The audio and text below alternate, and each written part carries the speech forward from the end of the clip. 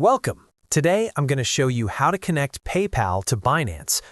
First, log into your Binance account. If you're new, click Get Started and complete the quick setup. Once you're in, go to the cog icon in the top right corner, then open Profile or Account Settings. Next, click on Payment Methods, then Add Payment Method. Choose PayPal from the list.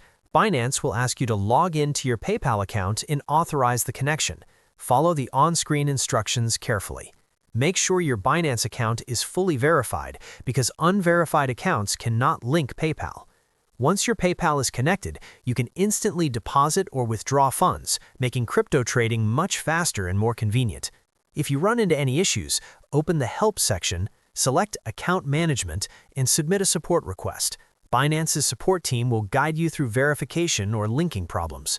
And that's it. Your PayPal is now connected to Binance and you're ready to trade instantly. Thanks for watching, and make sure to subscribe for more quick crypto guides.